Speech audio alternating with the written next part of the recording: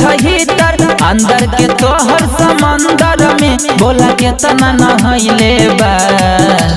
नैहर में कई गो नैहर में कई गो खइले बा कि अभी ले ली गई थे धइले बा। नैहर में कई गो खइले बा कि अभी ले ली गई थे धइले बा।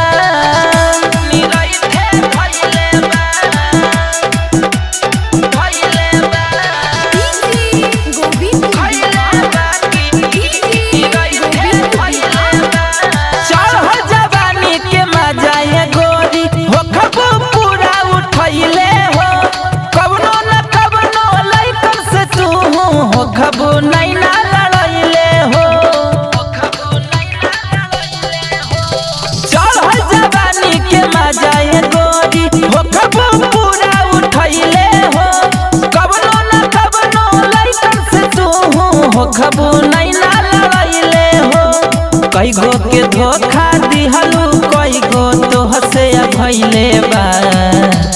नैहर में कई गो नैहर में कई गो खइले बा कि अभी ले नी रही थे धइले बा। नैहर में कई गो खइले बा कि अभी ले नी रही थे धइले बा।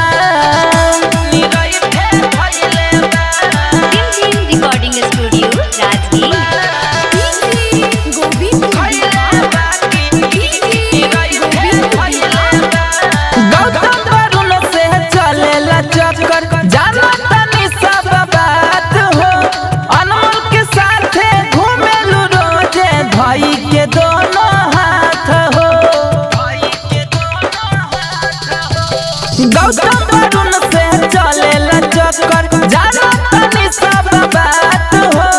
अब देश के साथे घूमेलू रोजे भाई के दोनों हाथ हो। कई गो के कइलू निराश कई गो जतरा बनइले बा। नैहर में कई गो नैहर में कई गो खइले बा कि अभी ले ली रही थे धइले बा। नैहर में अभी ले ली रही थे धइले बा।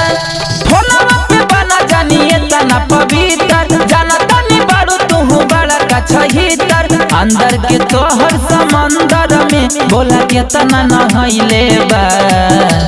नैहर में कई गो नैहर में कई गो खइले बा कि अभी ले ली रही थे धइले बा।